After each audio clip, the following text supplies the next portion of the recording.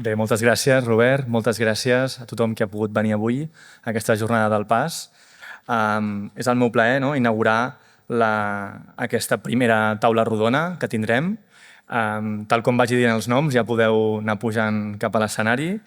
Aquesta taula estarà conduïda pel Ramon Maspons, director d'innovació de l'Aquas, la Sandra García Ernesto, directora de l'Aquas, el Robert Fabregat, director general de Biocat, la Carme Prat de Pàdua, responsable de l'oficina mhealth.cat de la Fundació TIC Salut Social, i l'Assumpta Ricard, gerent de processos integrats de salut del CatSalut.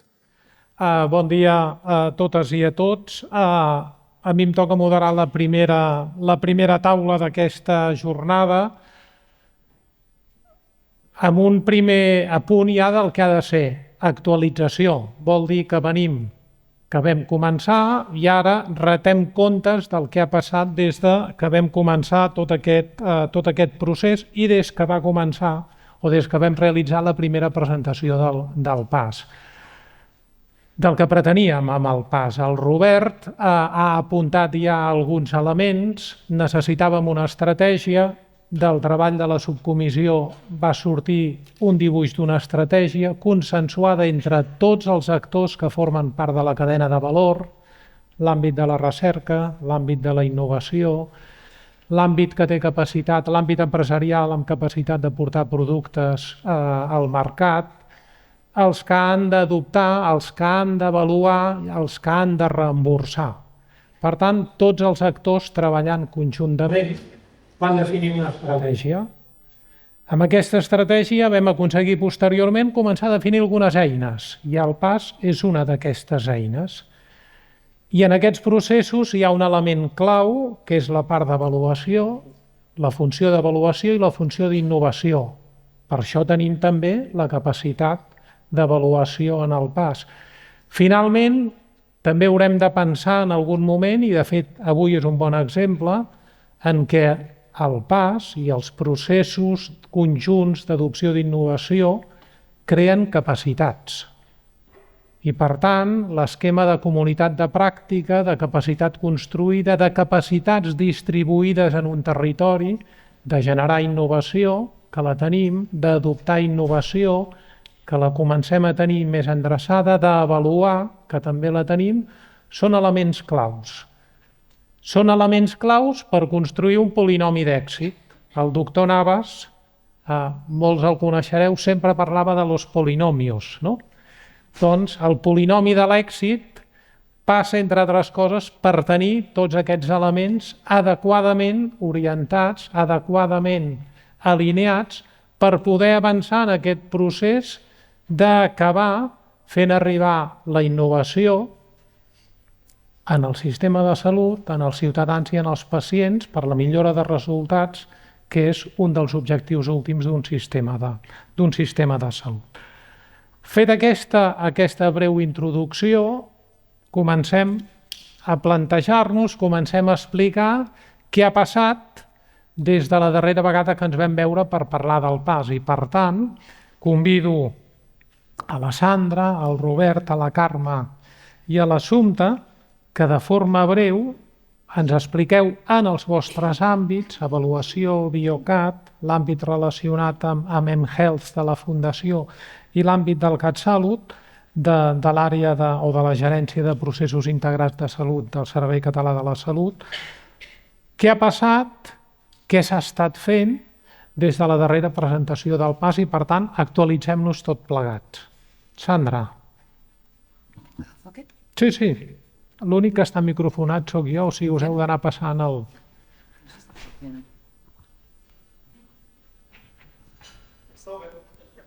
No, ja està obert, sí, perquè està obert. Quan vaig provar... No, ara sí, no? Clar.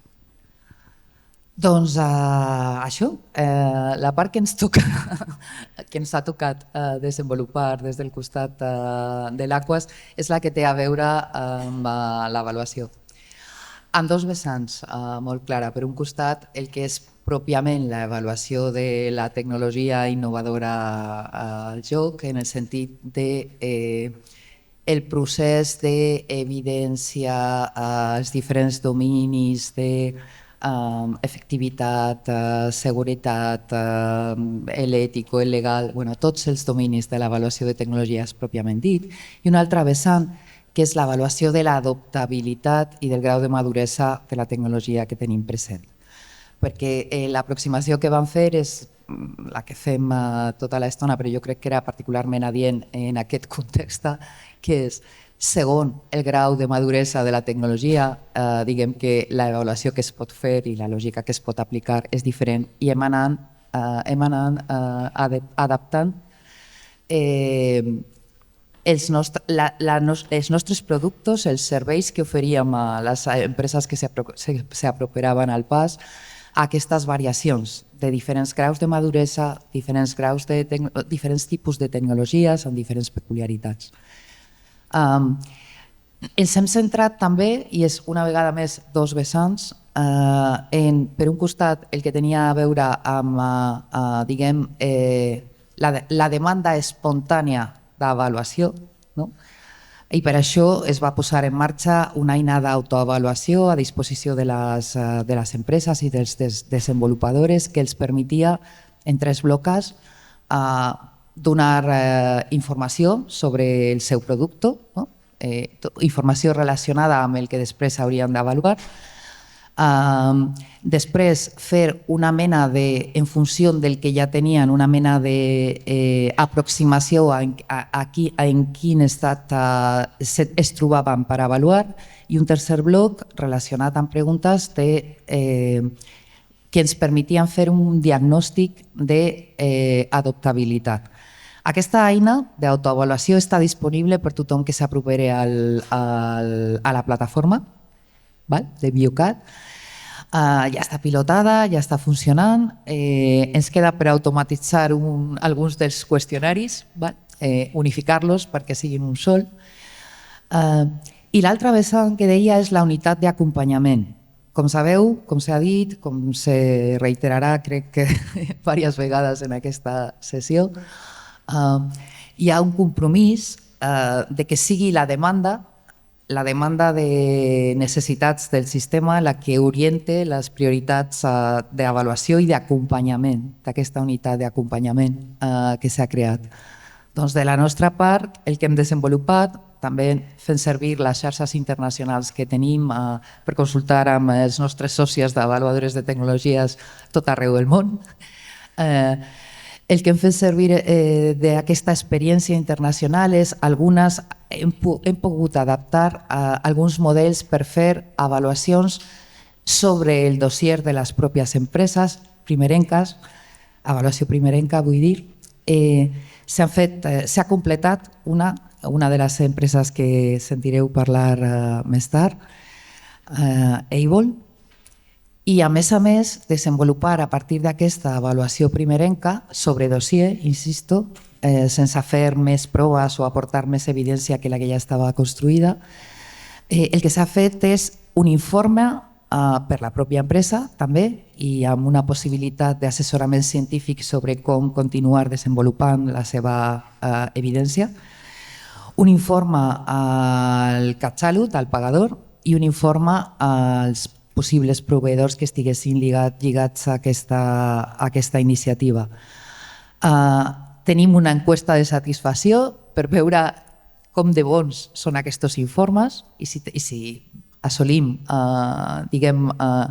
o complim amb les expectatives de la gent que va rebre aquests informes. Estem en procés encara, doncs no es pot dir com de satisfactori és encara.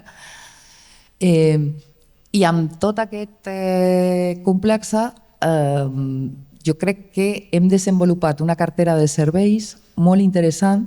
La part d'adoptabilitat ens queda una mica encara per integrar, però està perfectament desenvolupada també. Doncs no ens quedem sol en el que té a veure amb si la tecnologia, en què estat es troba aquesta tecnologia emergent, sinó a més en quin estat de possibilitats d'adopció, sigui a un sol centre, sigui a diversos centres, es troba. I suposo que ja he passat els meus 5 minuts. Més o menys. Sí, però més o menys. Robert, des del punt de vista de Biocat. Seré tolerant, Seré tolerant amb els...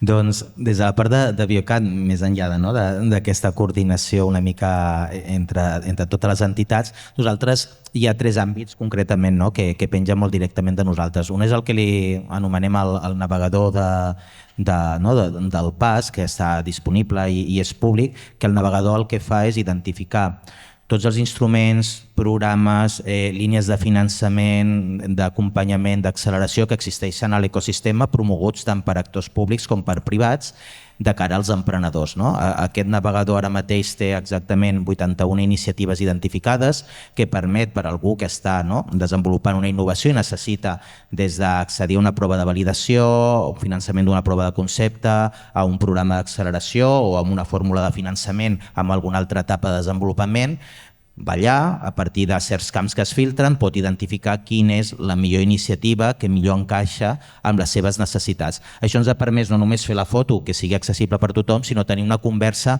amb les diferents entitats que promouen aquests programes i sobretot assegurar-nos que minimitzem el solapament entre programes i iniciatives, que identifiquem quins gaps hi ha per veure qui ha de desenvolupar una iniciativa concreta, perquè potser falta una fórmula de finançament amb unes fases concretes de desenvolupament, doncs a veure qui s'encarrega i realment és una feina que ens ha anat molt bé. I també hi estem treballant també perquè dins dels criteris de selecció de qualsevol d'aquests programes o iniciatives o productes de finançament es pugui incloure precisament els criteris de necessitats i prioritats del sistema, és a dir, que quan una entitat, i no dic noms perquè no oblidar-me cap, però té un programa de finançament o de suport a una startup, un spin-off o un projecte, dins dels criteris es pugui incloure que si aquella startup o aquell projecte afronta donar resposta a necessitats del sistema pugui tenir uns punts o alguna forma un valor afegit per ser seleccionada. L'altra part, que és la joia de la corona, és el que és la plataforma d'innovació, que és aquest repositori on per una banda les entitats que genereu innovació i esteu entrant, ara mateix hi ha 177 innovacions identificades de prop d'una 90 d'entitats diferents, tant públiques com privades, que us permet accedir a un espai on presentar la vostra tecnologia, on poder accedir al sistema de salut i accedir amb alguns serveis que són per tothom, com per exemple l'eina d'autoavaluació. Què volíem en aquesta plataforma? Que fos un espai de matchmaking, que no només fos un espai d'aparador de qui genera innovació, sinó també fos un espai on el sistema de salut pogués contactar amb qui genera la innovació. Doncs ara mateix tenim prop d'una 50 d'institucions diferents representants del sistema de salut. De fet, en els últims mesos ens hem recorregut al país. Hem volgut anar presencialment a tots els hospitals de nivell 2 i nivell 3 de Catalunya. Dels 23 hospitals ja n'hem visitat 17, i això vol dir des del Verge de Cinta de Tortosa al Trueta de Girona, o com estàvem aquest divendres a l'Hospital de la Cerdanya, perquè volem que les bondats, el que pot aportar el PAS es conegui directament, que sortim una mica també de Barcelona, de l'entorn metropolità, i donem a conèixer, perquè al final la innovació és necessària a tot el sistema, a tot el territori. I també, com deia abans, la meva presentació, també estem arribant als centres d'atenció primària també perquè s'ho facin seu. Sem molt conscients que les innovacions són diferents, però des d'una innovació disruptiva a nivell tecnològic a una innovació de processos, una innovació incremental, totes aquestes innovacions aporten valor i millores del sistema i hem de ser capaços de recollir-la. I per últim, el que és la unitat d'acompanyament, que aprofito el moment també per aclarir, perquè això a vegades durant aquest any hi ha hagut dubtes. Entrar al PAS permet entrar en una plataforma, un espai a connectar i aquestes eines disponibles per tothom. Cap de les nostres entitats té recursos suficients com per donar respostes personalitzades d'acompanyament a més de 177 innovacions, que és el que fem. I segurament no tindria sentit, pel que jo deia abans, no tota la innovació, per molt que qui la genera la veu com la millor del món mundial, no tota és urgent i necessària i prioritària pel sistema de salut. Hem de poder posar els esforços en algunes concretes. D'aquí ve aquesta unitat d'acompanyament. La unitat d'acompanyament que durant aquest any el que hem fet és acompanyar amb un pilot a 8 empreses, 4 a GoodGat, Doctomatic, Rob Surgical i Able des del juny-juliol de l'any passat i 4 més que es van incorporar al gener, que són Mimark, Time is Brain, Accessible i OneChain. El que hem fet és aprendre d'elles i llavors entre tots nosaltres, els diferents actors, donar aquests serveis.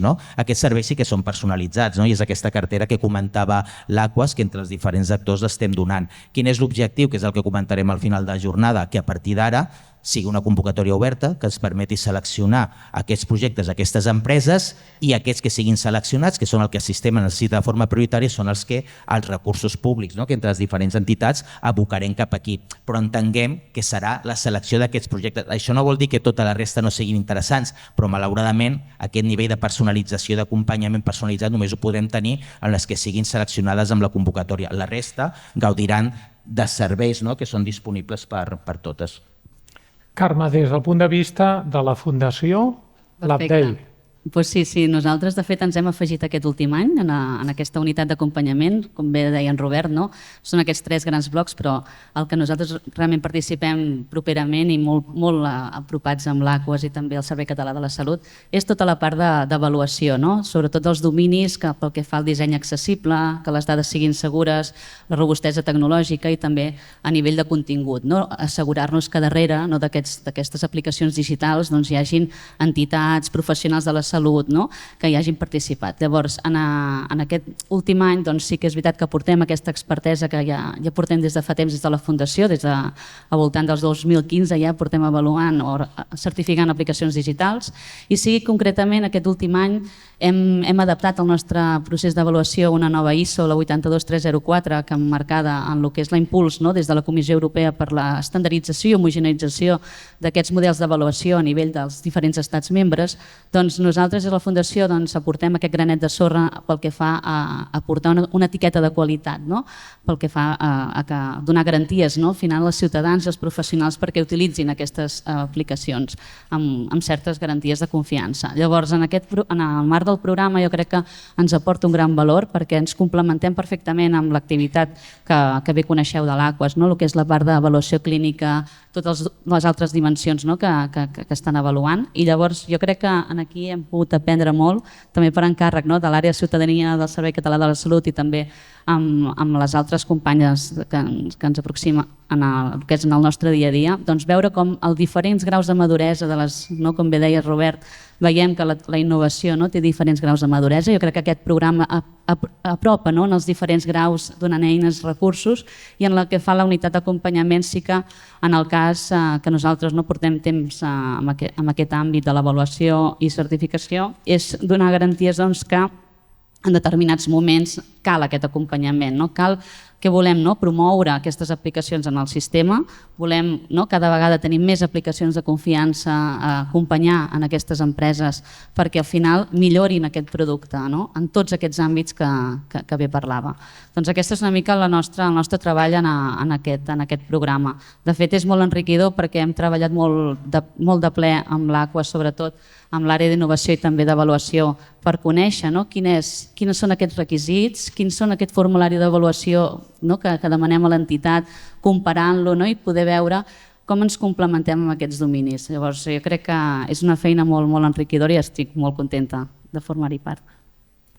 Assumpta, des del punt de vista del Servei Català de la Salut, què ha passat des de la darrera vegada que vam parlar públicament del PAS?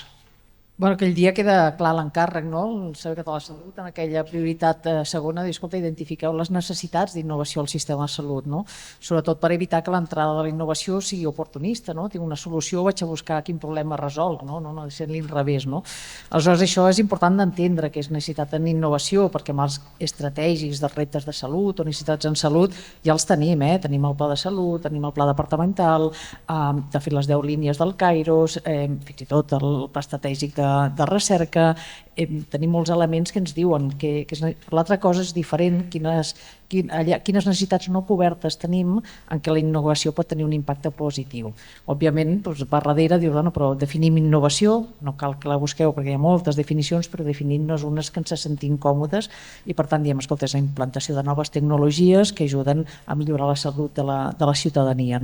És veritat que hem de tenir obert la ment, que innovació, òbviament, tecnologies sanitàries és més enllà del producte, són els procediments, són els serveis i que per tant un cop hem definit aquestes necessitats d'innovació que canvien la pràctica clínica, que són sostenibles, òbviament el tecnològic sempre hi és, però és que el tecnològic hi és en tot. Un cop tenim aquesta definició que ens sentim còmodes, perquè n'hi ha moltes, doncs es tracta de consultar el sistema, i aquesta consulta es fa a través d'una consulta, a través d'una enquesta a professionals, els professionals es consulten directament a la provisió a través de les associacions de proveïdors que ens han ajudat i molt, la Unió, el Consorci, l'ICS, ACES, i després també una consulta a ciutadania. Es fa una enquesta, que al final aquesta enquesta demana a aquests professionals, a la provisió i també a la ciutadania, doncs que descriguin la necessitat, que expliquin la justificació i sense anar en un tema quantitatiu, molt qualitatiu, però escolta, quin impacte tindrà això, no? Quina càrrega de la malaltia, és molt poc, és molt prevalent, és molt incident, és molt greu, perdem molts anys de vida amb aquesta malaltia, afegeix molta discapacitat, després també des del punt de vista assistencial, quina evidència hi ha. Fixeu-vos que al final tot això són elements que seran els mateixos de l'avaluació, no? Però m'has de dir que això, què justifica que diguis que això és una necessitat, no? I era molt poc o gens, tampoc aquí no demanàvem més anys, perquè si no s'hagués convertit en un procés impossible, no? Però també doncs, quina evidència hi ha, si hi ha alternatives o no, des del punt de vista del sistema, en què contribueix o quanta bretxa hi ha o quanta inequitat vertical hi ha, quina inequitat territorial hi ha, és a dir, a què apel·la aquesta necessitat, en què es basa tot això, no? I ja veureu, perquè òbviament és l'AQUAS que ha de dir quins són els elements d'avaluació, però en definitiva són els que defineixen les necessitats, es defineixen amb aquests mateixos valors. Aleshores, aquesta enquesta es va adaptar també per a la ciutadania a través de la Secretaria de Participació, Atenció Ciutadà, i es va penjar al portal de participació i per tant vam tenir uns mesos d'aportacions.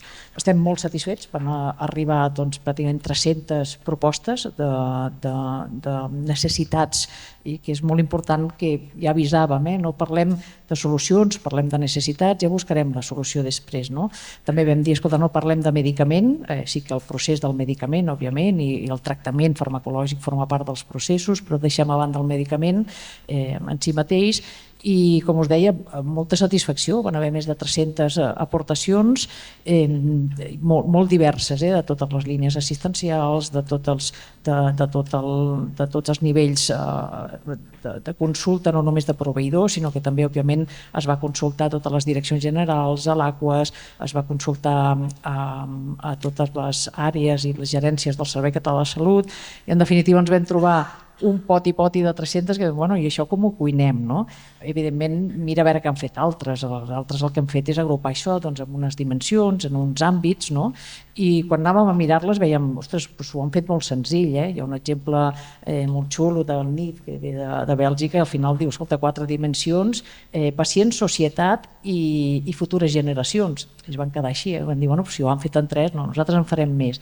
Tot això ha sigut una feina molt feixuga, d'agrupar tot això, perquè podia haver 3 vegades dient que la fibromiàlgia és molt important. Ja està bé, ja recull, ja cuinarem, o a vegades aportacions que eren molt més genèriques. En definitiva, jo crec que la gran feina que hem fet és, que teniu tota la traçabilitat, és treure les duplicitats i agrupar això en àmbits que puguem explicar, perquè tampoc pots fer una crida o pots dir les meves necessitats d'innovació són aquestes si no agrupes, si no expliques. Després, òbviament, ja desvelarem com ha quedat tota aquesta feina, Ignasi, però jo crec que aquesta feina està molt important i també agraïm tota la participació, òbviament, de l'AQUAS, de Biocat, tots els mateixos que van consultar. Després ens han ajudat, Atenció Ciutadà, aquesta perspectiva també de tenir gràcia en fer uns enunciats que apel·lin no a solucions, per descomptat, i no a línies estratègiques, com dèiem del departament, sinó a necessitats d'innovació del sistema. Bé, doncs al final tenim uns resultats, tenim una proposta de quines són les nostres necessitats d'innovació en el sistema i els presentarem més tard, per tant jo crec que l'encàrrec de CatSalut el tenim i no desvelo més. Gràcies. Perfecte, gràcies, Assumpta. Mantindrem el momentum fins a la part final de la jornada quan es presentin les necessitats. Fixeu-vos que bàsicament aquesta primera taula tenim la demanda, tenim actors de la demanda. Jo formularé preguntes, deixarem després un espai obert per si algú vol plantejar preguntes a la taula, per tant, sentiu-vos interpel·lats a pensar ja algunes preguntes per la part final de la sessió. Després d'haver fet aquest update, aquesta posada al dia, jo deia, són actors de la demanda, Entre aquests actors de la demanda hi han hagut espais de col·laboració habitual. La Carme apuntava les col·laboracions que ja tenia amb l'Aquas, del Servei Català, òbviament, amb l'Aquas, però aquest procés, al llarg d'aquest temps, no ha estat un procés fàcil per cap de les entitats, no? Perquè tots veníem d'on veníem, amb les dinàmiques habituals de treball, i el que m'interessaria és que poguéssiu compartir també, una vegada feta l'update i posats tots a la mateixa pàgina, quines han estat les dificultats amb les que us heu trobat, no? I els aprenentatges. Per tant, allò de dir, mai ens haguéssim imaginat que quan vam començar tot aquest procés, el principal problema el tindríem aquí. O mai ens havíem imaginat, ara l'assumpte apuntava, ostres, vam descobrir que els belgues, que a Bèlgica hi havia una iniciativa molt interessant, ostres, anem. Què hem après, què heu après com a entitats i quins han estat els principals problemes, colls d'ampolla que heu hagut de vèncer? Sandra. Merci. Ho podeu activar? Ara sí? Vale.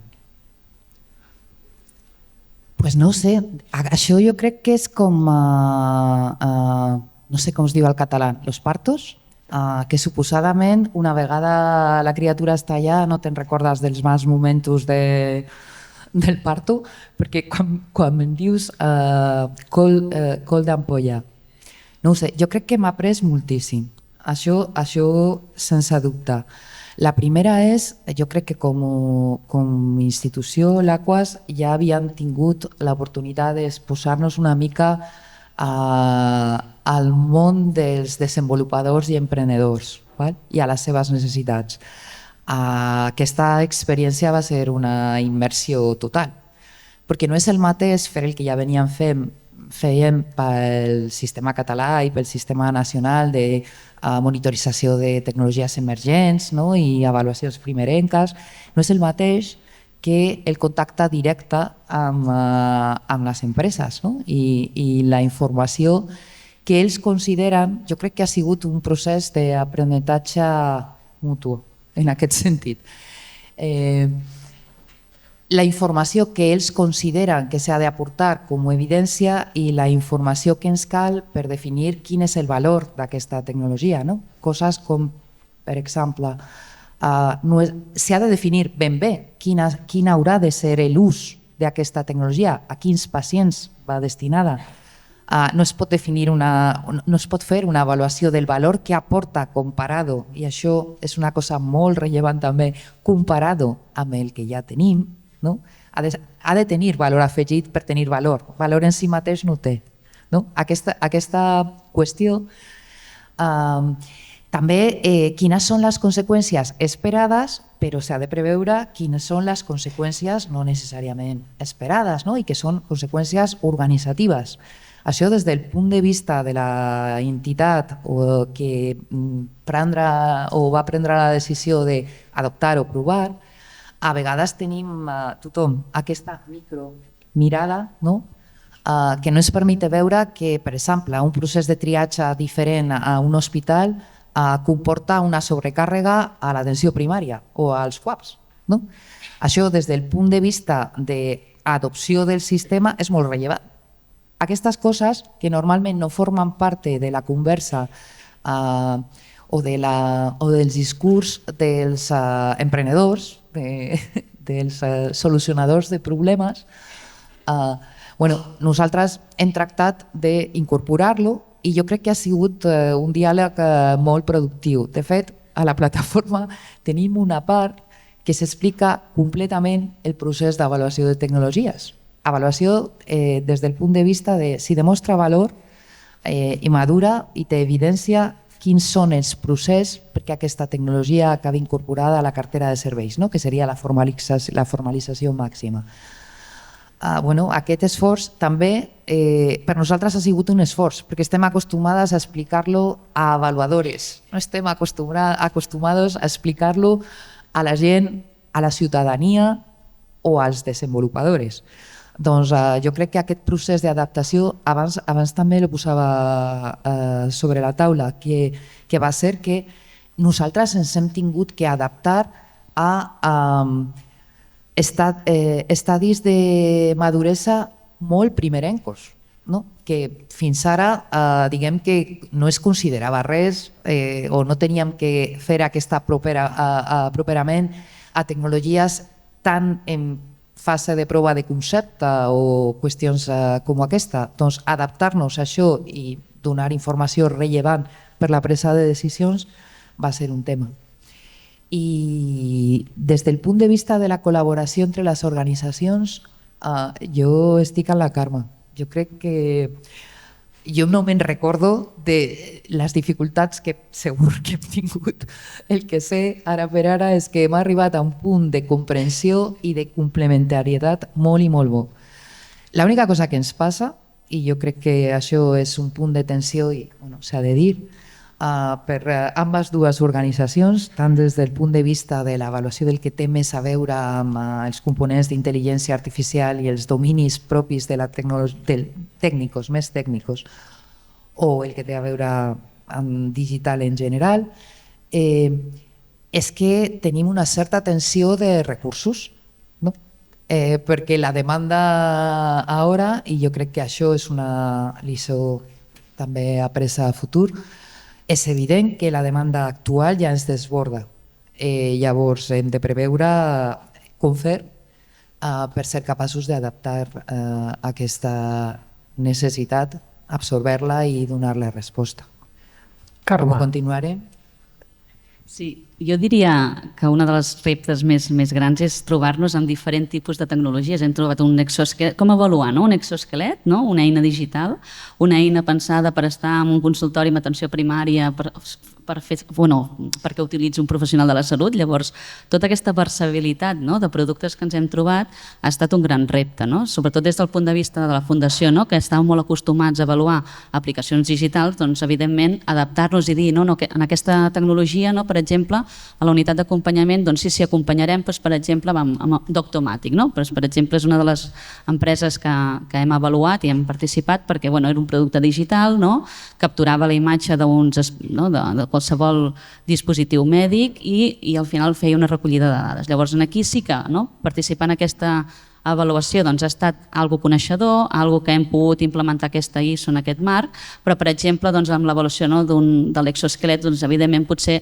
nosaltres no tenim molta part a dir en aquesta avaluació. Llavors aquí jo crec que és molt anar de la mà, sobretot amb l'Aquas, per determinar, ostres, aquest dispositiu, aquesta solució no té un impacte en salut? Sí, no? Com ens organitzem al final?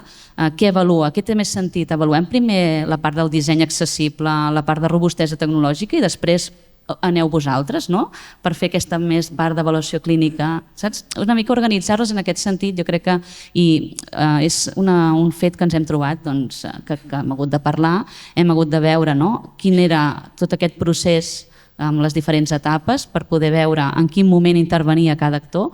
Això també ens ha permès conèixer, com bé deia abans, quins són aquests criteris en les diferents dimensions de l'avaluació, accessibilitat, dades de més, i com ens complementem. Llavors, jo crec que aquí les reunions que fem cada 15 dies ens van molt bé per poder parlar entre nosaltres, entre les diferents, el Servei Català de la Salut, també la Cristina Mallol en aquestes reunions, també amb la Rosa Maria Vivanco, amb l'àrea d'innovació també, amb la Eva, la Clara, des de l'Aquas. Jo crec que totes aquestes, i també amb la part d'en David i la Núria, de Biocat, podem parlar i podem determinar com afrontarem aquesta unitat d'acompanyament i com farem aquestes avaluacions. Al final són molt ad hoc, evidentment, perquè sí que bo que tinguis uns criteris estandarditzats ens permet ser molt objectius, demanar unes certes evidències molt objectives, però al final el que volem és aquest acompanyament. Les entitats a vegades no tenen aquests documents al dia, s'ha d'ajudar a generar-los, a dir què fa falta, quins són aquests requisits, i jo crec que això és una mica la missió d'aquesta unitat, al final tenir més aplicacions, més solucions que puguin accedir al sistema de salut. Llavors, evidentment, com també deia l'Assumpta, mirar les necessitats. Jo crec que és superimportant això, en el cas d'observar què s'està fent i veure quins gaps cal cobrir és indispensable, perquè potser en el cas de...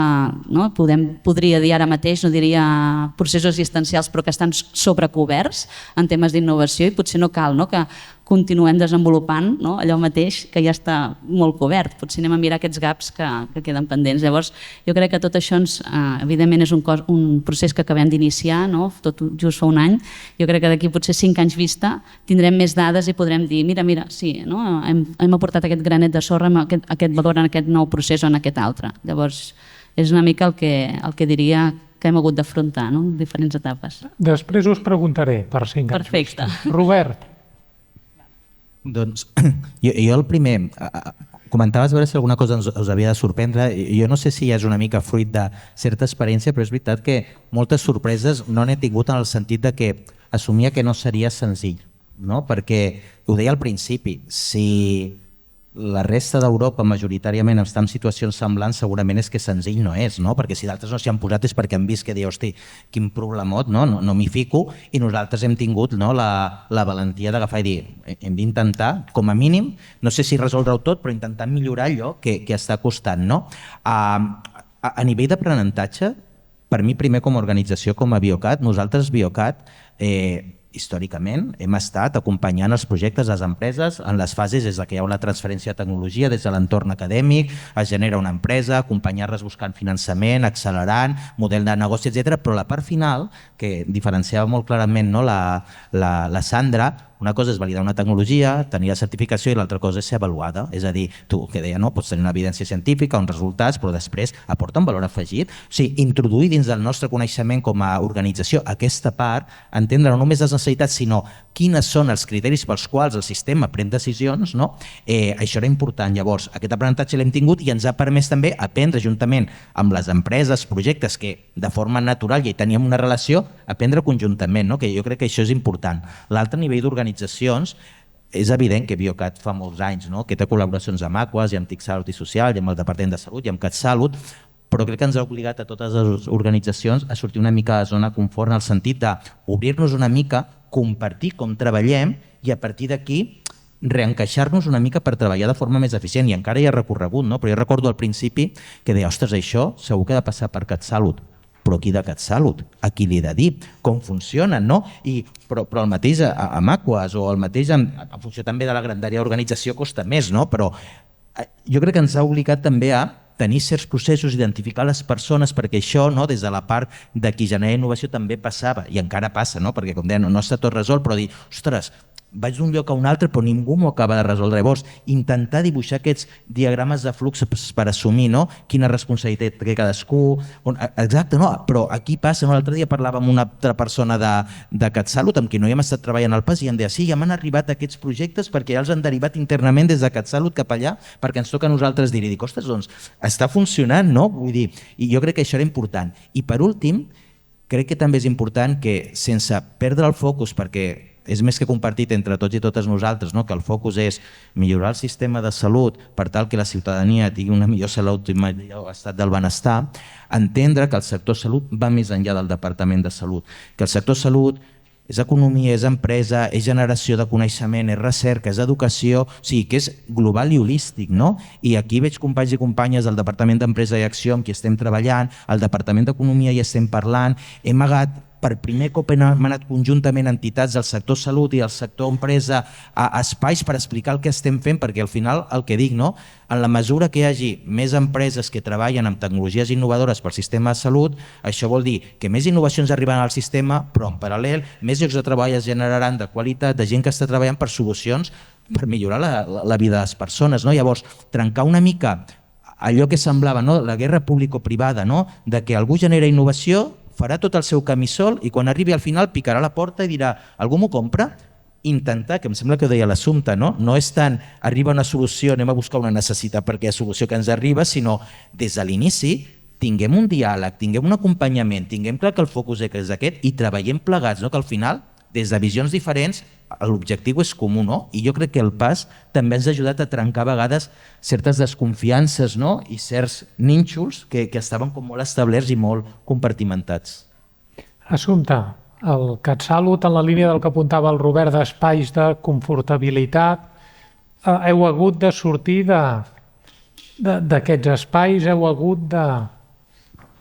Jo crec que, apel·lant al que deies, que no m'hagués imaginat, no? La dificultat, lo lent que ha estat, no? Un procés lent, sempre que consultes, sempre que... I sobretot quan fas una consulta, doncs que aquí segurament tots ja fa molt de temps que treballeu en innovació i hi ha molts conceptes que ja tenim integrats, però quan obres una consulta més àmplia al proveïdor, al professional, doncs això costa molt més.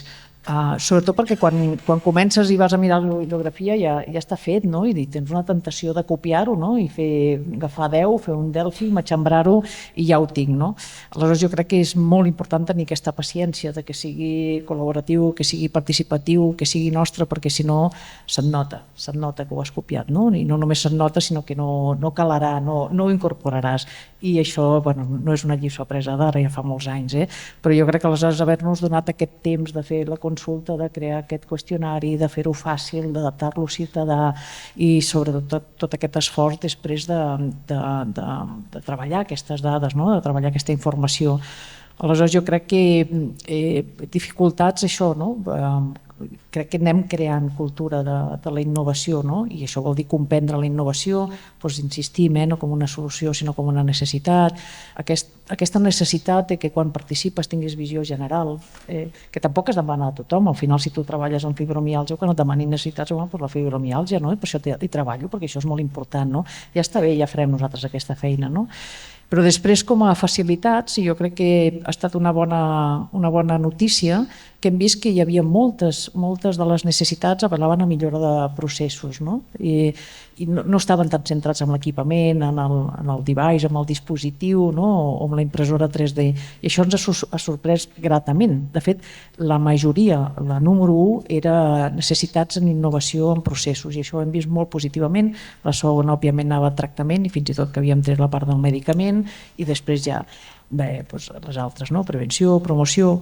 En negatiu, no en negatiu, o ens ha sobtat també que no hi haguessin més propostes d'innovació amb models predictius, no? Quan és molt conegut, no? Tota la potència que hi ha darrere de la innovació, i jo crec que tots estem somiant, no? Tenir models predictius no només de com anirà aquest pacient, sinó que ens passarà a l'estiu que ve o d'aquí 3 dies, o amb el PIUC, amb el POC, o qualsevol brot epidèmic que afrontem, no? Ens ha sobtat una mica que no tinguem més aportacions amb models predictius o amb necessitats de millorar la presa de decisions en temps real i de gestionar aquestes dades, no?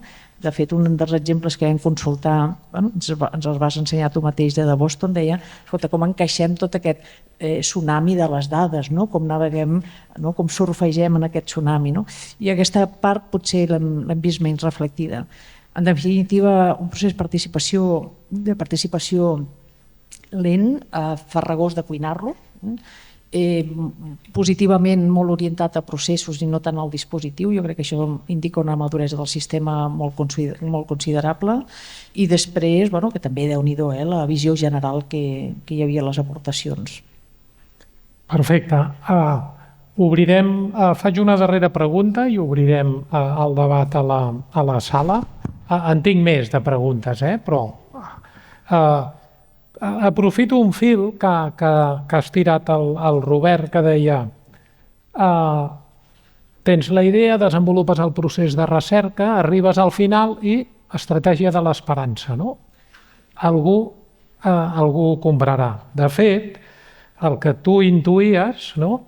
La FDA, l'Agència Reguladora Americana, publica anualment estadístiques, aproximadament 22.000 sol·licituds anuals, i entre un 7 i un 9% arriben a ser comercialitzables. Per tant, vol dir que estem parlant de 20.000 que es queden cada any en el camí, en el cas de la FDA. O la pròpia Comissió Europea ha publicat diversos estudis en la línia de els resultats dels projectes de recerca finançats, menys del 25% dels resultats dels projectes de recerca finançats per la Comissió arriben al mercat d'una manera o d'una altra. Per tant, i també ja havia sortit abans, el problema d'adopció és un problema que està a tot arreu.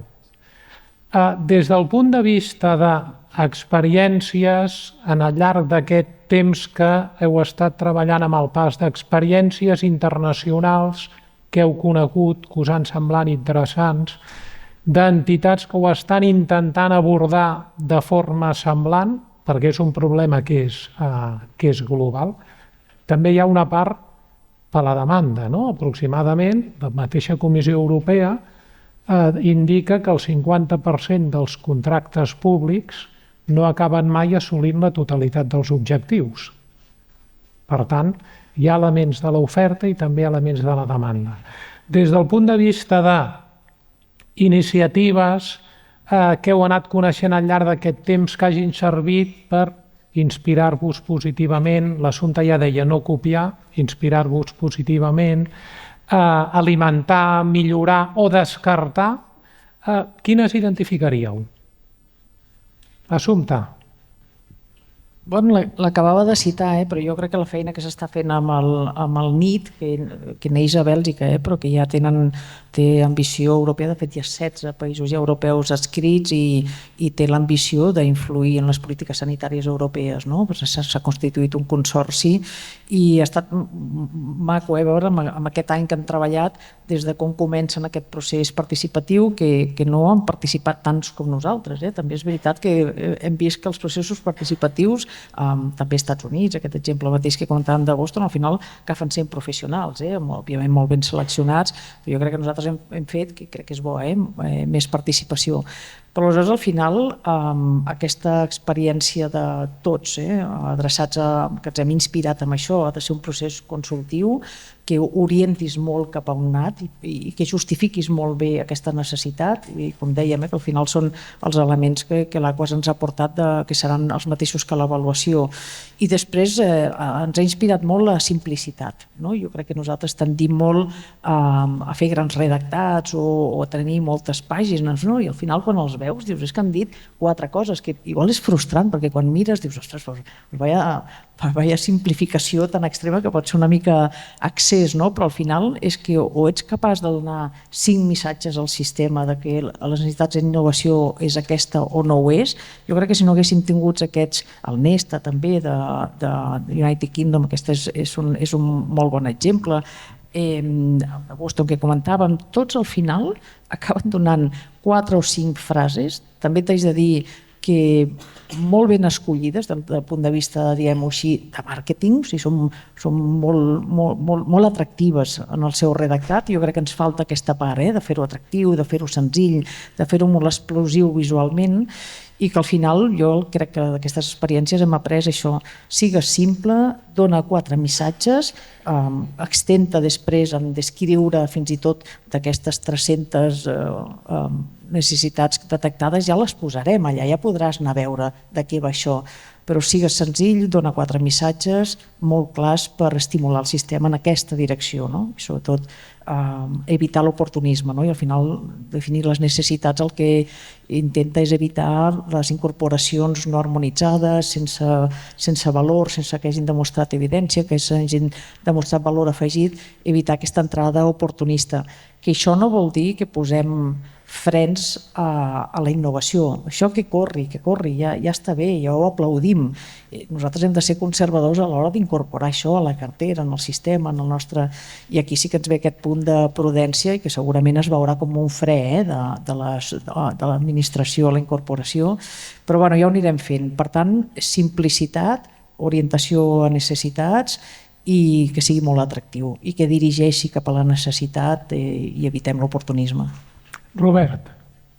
Doncs nosaltres, quan estàvem a la subcomissió d'adopció, bàsicament, recordava hi havia 3 models. Hi havia una que jo crec que és bastant conegut per qui desenvolupeu tecnologies digitals, que és el DIG a Alemanya, que amb les seves limitacions, com a mínim un estat d'Europa va intentar fer alguna cosa diferent per agilitzar.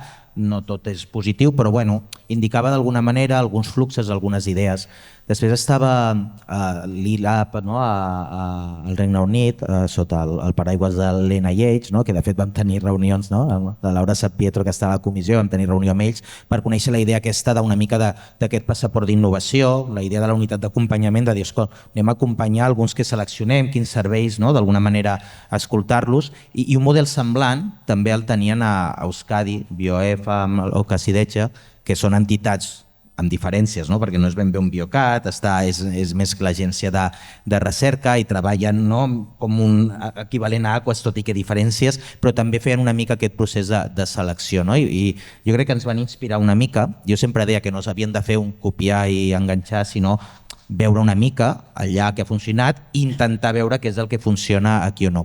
I jo aprofito aquesta pregunta per una cosa que m'he deixat abans. Crec que d'aquests, o dels diferents, el que ens falta, hi ha un punt molt positiu, és que haguem donat continuïtat a tot el pas amb diferents canvis de govern. Com deia, va iniciar amb conseller Argimon, va seguir amb conseller Balcells i ara amb la consellera Pané.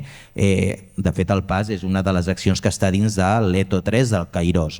I això vol dir el compromís de que haguem superat les sigles dels partits del govern i s'hagi vist com un tema de sector. Crec que el que ens falta, i ho estem treballant, és que aquí estem al sistema de salut i el sistema de salut em sembla que tothom estem compromesos amb aquest programa i el que comporta. Com deia, hi ha companys i companyes ja del Departament d'Empresa, estem sortint, estem en converses al Departament d'Economia també, perquè una de les qüestions és que ens falta creure'ns una mica més enllà del sistema de salut que això és una necessitat de país. I quan la Sandra parlava de limitacions, tenim limitacions de recursos, evidentment, però a nosaltres ens agradaria acompanyar 30 projectes cada any, 40, 50, haurem de fer amb els recursos que tenim, veiem si tenim més recursos podrem a més.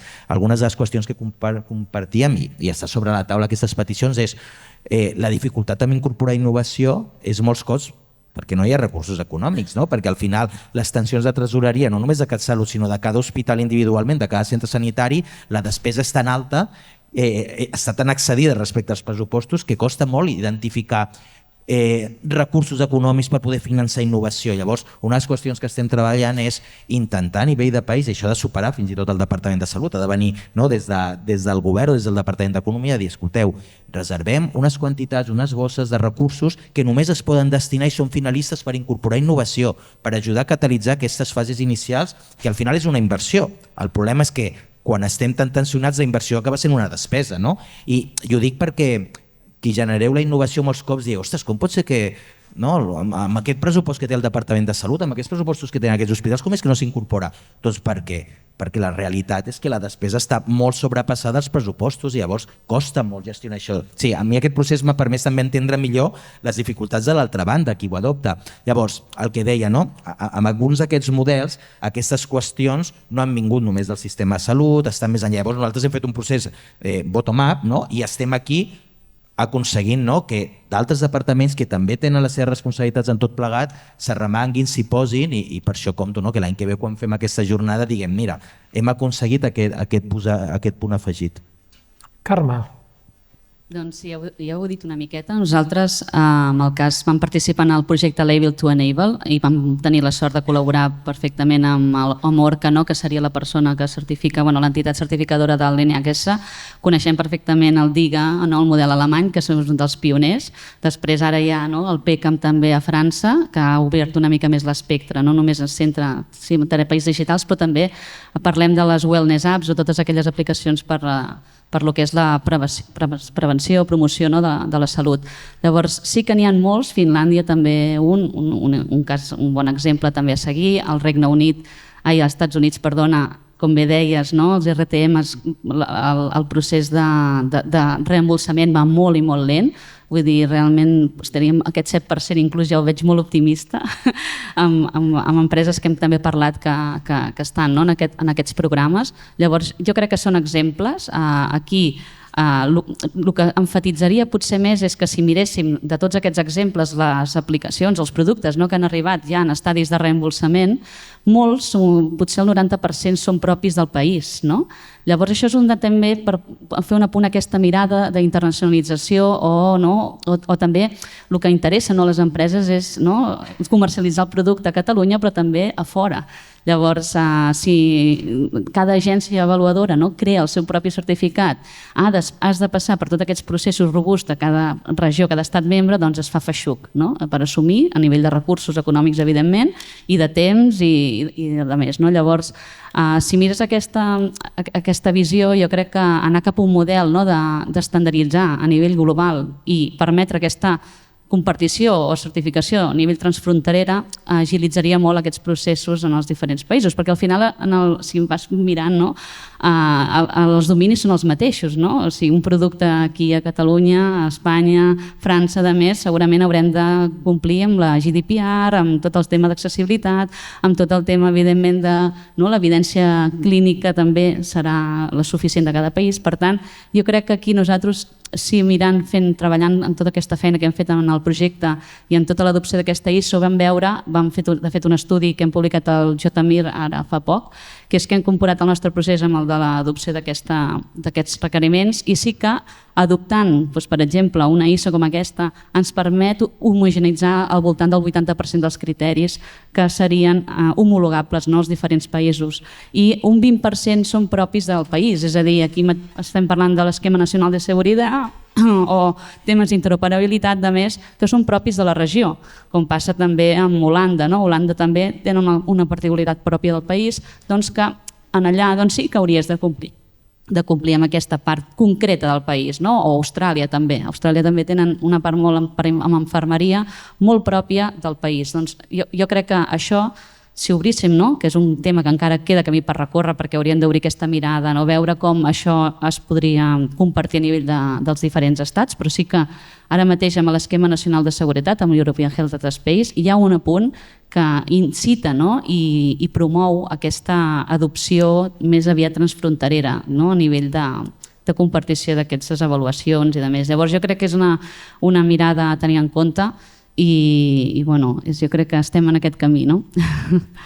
Sandra.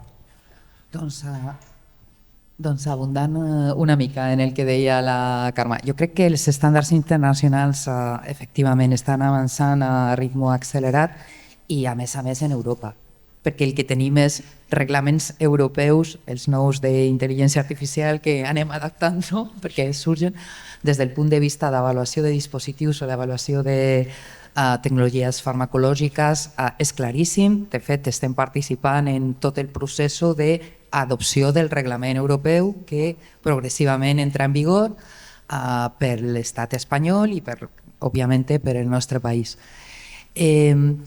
Jo, sense cap ànim de posar-me triomfalista, perquè els que me coneixen saben que això no m'agrada molt, però jo he tingut l'oportunitat al Mobile 2 vegades, anys consecutius, de que em van invitar a sessions organitzades, l'última va ser per la European Health Management Association, i en aquesta sessió el que volien era contrastar el model alemany, el model francès i el model català. I va ser francament interessant, perquè aquest plantejament del model alemany o del model francès és un plantejament que efectivament va al contrari. Són polítiques empresarials, polítiques d'economia, que no pensen en cap moment, o que a l'origen no estaven destinades a pensar en satisfer necessitats del sistema sanitari, sinó que la necessitat era posar al mercat productes. Què els va passar? El nivell de fracàs que esteu explicant. I a més, les queixes en aquesta taula estaven a més els desenvolupadors i deien, no sé, a mi m'agrada molt aquest passaport que m'haveu donat, però qui m'ho compra? Perquè jo pensava que el meu client éreu vosaltres i resulta que no, i clar que no. Doncs per posar en context, quan jo vaig explicar l'ecosistema que estaven tractant de posar en marxa i com havien evolucionat a Catalunya, doncs insisteixo, sense triomfalismes, companys, però clar, va semblar com únic, com de debò esteu fent això? Esteu treballant abans en les necessitats del sistema i quan acompanyeu algú és perquè el sistema està en disposició d'assumir aquest producte? Doncs sí, És això el que estem fent i no és fàcil. Les altres iniciatives, insisteixo, comencen d'una altra manera. Però per abundar també una miqueta en el que tu deies, Robert, clar, no té sentit, des del meu punt de vista, i aquí el meu viatge declarat, jo sóc una persona de salut, és el que he fet tota la meva vida, i la meva perspectiva és de sistema sanitari. Doncs soc hiperconscient de totes les implicacions econòmiques i de la potència del sistema de salut com a agitador del sistema econòmic i del sistema d'innovació, òbviament.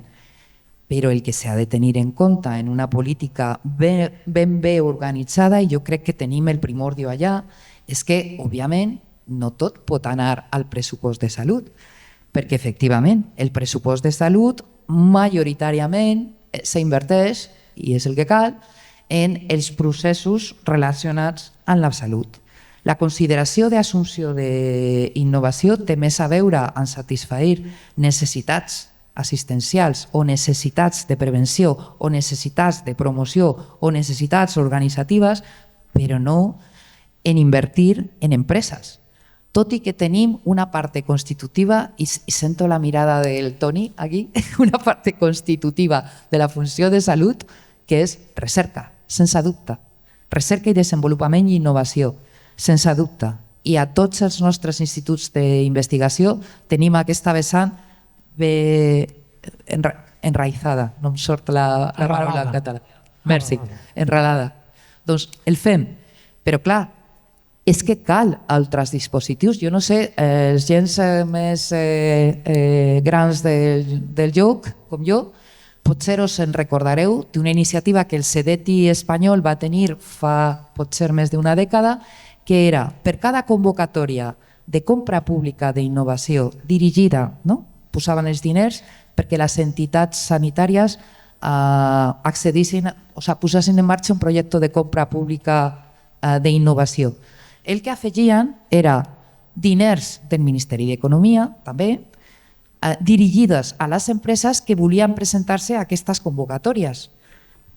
Doncs la idea era que els diners per desenvolupar aquestes tecnologies efectivament eren diners cuyo propòsit era fomento de l'empresa, de l'empleo de qualitat i de tot això que venim parlant. Però clar, si s'ha d'apalancar exclusivament en el pressupost de sanitat, de salut, això no anirà, perquè és impossible que Salut assumeix les necessitats d'inversió i de nous instruments que cal per efectivament ser el motor d'aquesta nova economia. Perfecte. Obrim preguntes a l'auditori. Tenim una pregunta, veig aquí, una allà dalt. Ara buscarem el micro, un moment. Sí. No, ya está.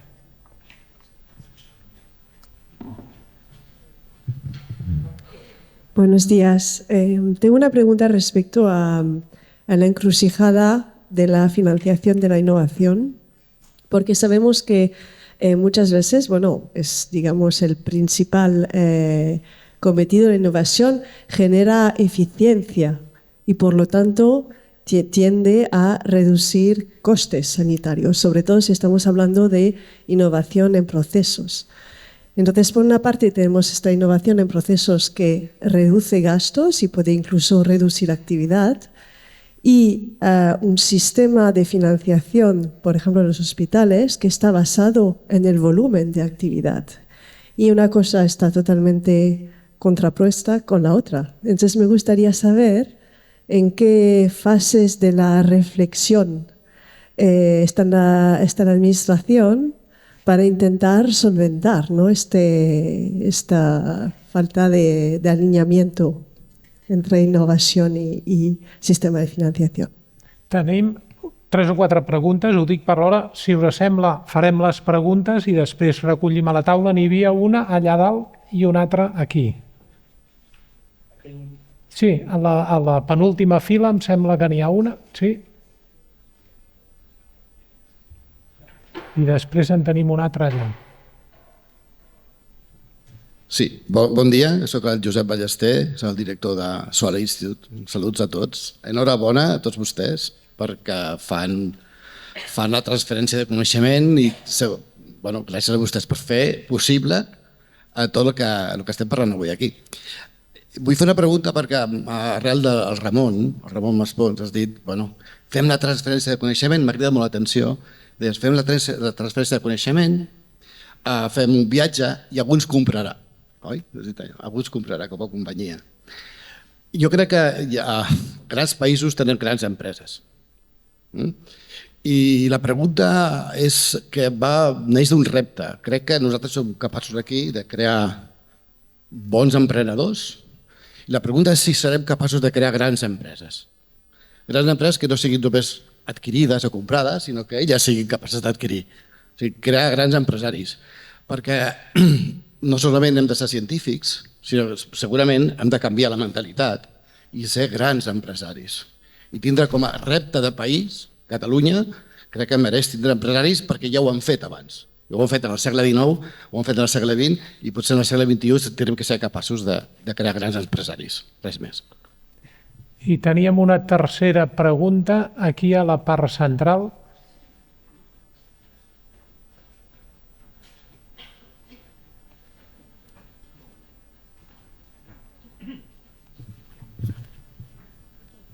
Sí, bon dia. Jordi Tolrà, de l'EAP Sardenya. Nosaltres som l'atenció primària. Hem posat en marxa un parell d'innovacions disruptives per millorar la qualitat assistencial i reduir els episodis d'hospitalització i intentar retardar el més possible la institucionalització de les persones. Sabem que això potser no és el nucli dur de bona part del que ens porta avui aquí, però entenem que és molt important en la situació actual i en les perspectives de futur per la pressió demogràfica creixent en relació a l'atenció domiciliària, sobretot. Llavors, en aquesta perspectiva us volia preguntar, actualització del PAS, instruments i novetats, quin espai i quins instruments heu pensat per facilitar una major participació de la innovació en la primària en el projecte. Gràcies. Perfecte. Si no en tenim més, tancaríem amb tres preguntes. La primera pregunta relacionada amb el desalineament entre els possibles models de negoci, models de reemborsament. Qui s'atreveix amb la resposta? No sé, una aproximació, ho dic per la premissa, diu, al final tot això és més eficient, estalviem, per què no ho fem, no? Si hem d'estalviar, a veure, sempre hi ha un cost d'inici, jo no sé quants heu conegut iniciatives que havien de reduir costos i al final no sempre es demostra, o en tot cas els que portem molts anys així és, o en tot cas sempre has de fer un esforç inicial d'implantar, d'innovar, d'equipar, de formar, això no és tan cert i aleshores a vegades sí que costa trobar aquest sobrefinançament per tenir resultats a llarg termini, però aquesta és la primera, dir que la premissa no sempre és així. Òbviament, al final, l'administració, jo crec que tots ho signem, però ens està costant molt. Al final és comprar per valor, comprar per resultats, i tu no compres activitat, ja ho sabem que no ho hem de fer així. Hem de comprar resultats i, escolta, quan millor ho facis, quan més innovis, perquè quan més eficient siguis, quan més estalvi tindràs més marge per reinvertir en la teva organització. Per tant, jo crec que l'administració hauria de comprar per resultats i quan millor ho fas, doncs més benefici tindràs en el sentit de poder reinvertir i fer millor. I aquest seria aquest cercle virtuós.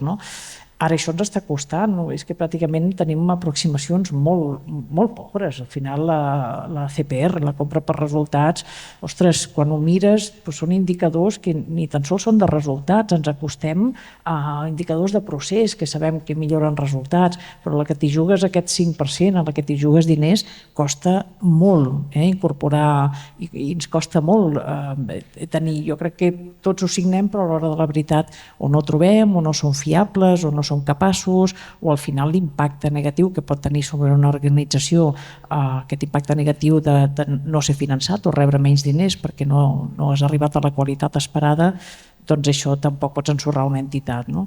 Aleshores, costa entendre, o sigui, les idees les tenim clares del que hem de fer i el per què no ens atrevim i no ens llancem, jo crec que estem bastant lluny de poder comprar per resultat, comprar salut o comprar bons resultats o comprar qualitat. No?